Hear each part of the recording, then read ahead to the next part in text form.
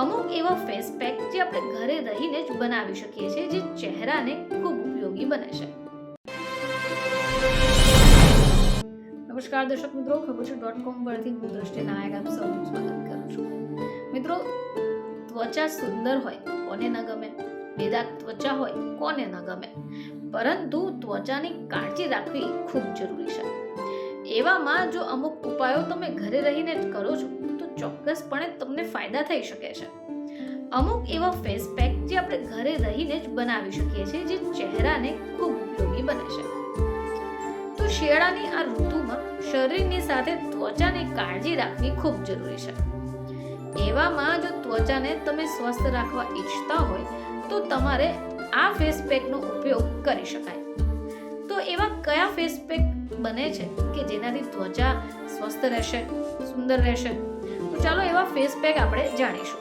સૌથી પહેલા આપણે વાત કરીએ મધ અને એવોકાડો ફેસ પેકની. તો આપણે જાણીએ છીએ કે જે મધ છે એ આપણા ત્વચા માટે ખૂબ જરૂરી છે. હવે એવોકાડો, એની અંદર તો બી કેરોટીન રહેલું છે જે આપણી ત્વચાને નમી આપશે. હવે મધ અને એવોકાડો જો તમે ભેગું કરીને ફેસ પેક બનાવ્યા પછી ચહેરા ઉપર લગાવો છો તો ત્વચાને લગતી સમસ્યાઓ દૂર થશે. હવે આ પેકને તૈયાર કરવા માટે તમારે એવોકાડોને મિક્સરમાં પીસી લેવાનું છે અને એમાં મધ અને ગુલાબ જળને એડ કરી દેવાનું છે. બસ નહાવાના 20 મિનિટ પહેલા તમારે એને ચહેરા ઉપર લગાવી દેવાનું છે. બાદમાં આ ફેસ પેકને ધોઈ કાઢવાનું છે. તમે જોશો કે ચોક્કસપણે તમારા ચહેરા ઉપર બદલાવ આવશે. ચલો વાત કરીએ કોફીની. તો કોફી પણ ત્વચા માટે ફાયદાકારક છે.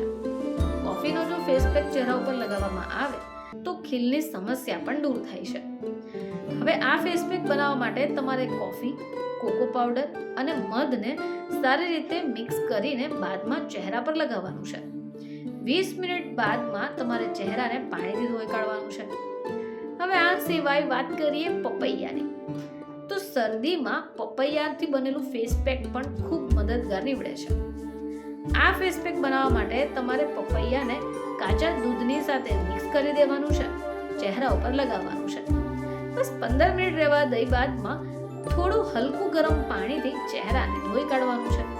ચોક્કસપણે તમને રાહત મળશે. હવે વાત કરીએ ગાજર અને મધની. તો શિયાળામાં ગાજર ખૂબ આવતા હોય છે. ગાજર અને મધથી બનેલા ફેસ પેક ચહેરા માટે ખૂબ ઉપયોગી છે. ત્વચાને લગતી સમસ્યાઓ દૂર કરે છે. હવે આના માટે તમારે ગાજરને સારી રીતે પીસી એની અંદર મધ અને ગુલાબ જળને એડ કરી દેવાનું છે. બાદમાં એને ચહેરા પર લગાવી દો. 20 મિનિટ સુધી રહેવા દે, એને ધોઈ કાઢો. ચોક્કસપણે તમને બદલાવ દેખાશે. હવે વાત કરીએ દહીં અને ચણાના લોટની. દહીં અને ચણાના લોટનું ફેસ પેક બનાવ્યા પછી તમે જો ચહેરા પર લગાવો છો તો ગંદકી અને એક્સ્ટ્રા ઓઇલ હશે તે નીકળી જશે. આની સાથે એને લગાવ્યા પછી જે ડાઘા રહી ગયા છે, જે ધબ્બા રહી ગયા છે, એ પણ દૂર થશે. ફેસ પેક બનાવવા માટે તમારે એક વાડકીમાં 2 ચમચી ચણાનો લોટ, 1 ચમચી દહીંને મિક્સ કરી દેવાનું છે. બાદમાં ચહેરા ઉપર લગાવી દેવાનું છે.